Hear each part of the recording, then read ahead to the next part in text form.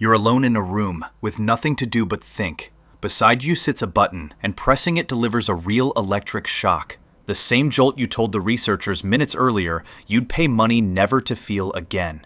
You have 15 minutes. In one experiment, 2/3 of the men left in that room pressed the button anyway. One pressed it 190 times. What they were escaping wasn't the shock, it was being bored. Boredom feels like the most trivial thing that can happen to you. A dead afternoon, a waiting room, a meeting that will not end. But sit with that experiment a second. People who told the researchers they'd pay money to avoid the shock chose it anyway, because the alternative was being alone with their own thoughts. It was real, run in 2014 by the psychologist Timothy Wilson and his colleagues, and published in the journal Science. The word for the feeling, though, is surprisingly young. Bore, meaning tiresome, only turns up in English around 1768. Boredom comes later still. Its first known appearance in print is in an 1829 newspaper, which raises an obvious question. If the word is barely 200 years old, were people not bored before that? They were.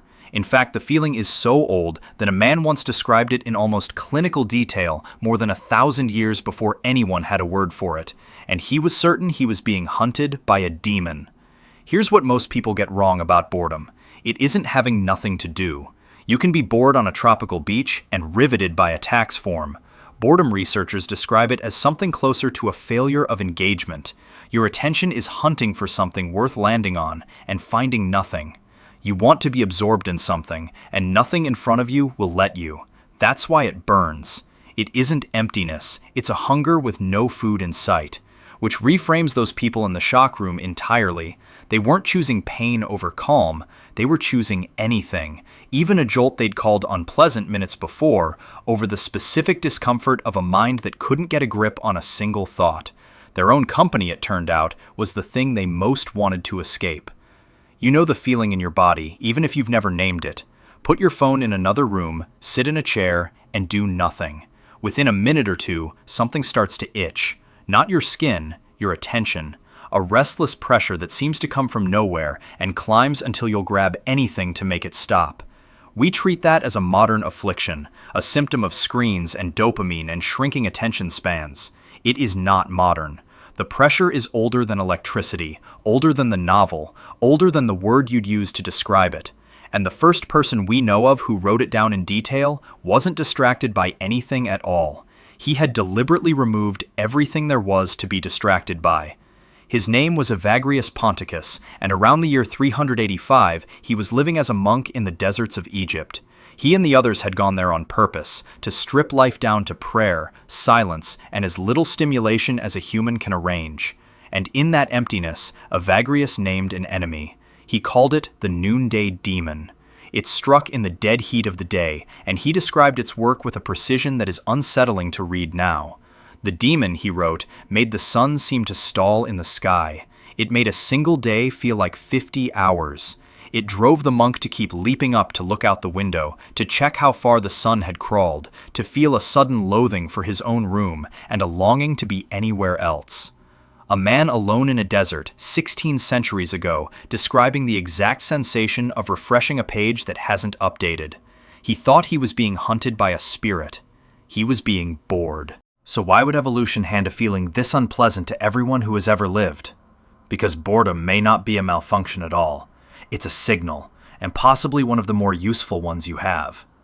In a 2025 study published in the journal Emotion, the psychologist Heather Lench and her colleagues framed boredom as a functional emotion. Its job is to make your situation feel intolerable enough that you get up and change it. Boredom is the shove that pries you off a dead end and points you at something new, and a stranger benefit hides inside that shove.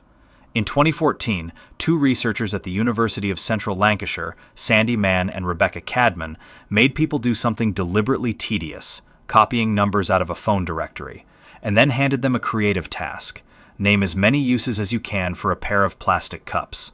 The board group came up with more ideas, and stranger ones, than people who'd skipped the tedium.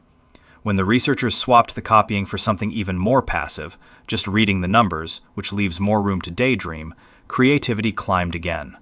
Now, this is one line of research, and the link between boredom and creativity is genuinely contested. Other studies find that boredom just leaves people disengaged. But the mechanism underneath is not in doubt. When you stop focusing on the outside world, your brain doesn't switch off. It shifts into what the neuroscientist Marcus Raichle in 2001 called its default mode, a network that lights up when you daydream, replay a memory, or imagine the future.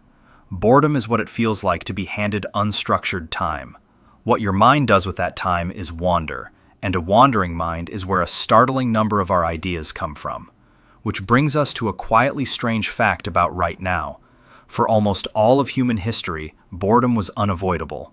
The waiting room, the commute, the long empty evening, they came for everyone, and there was nothing to do but sit inside your own skull and let it drift. Then, about 15 years ago, we slipped a rectangle into every pocket that ends boredom on contact. The instant the itch begins, you make it stop. You almost certainly did it today, in a gap that lasted seconds.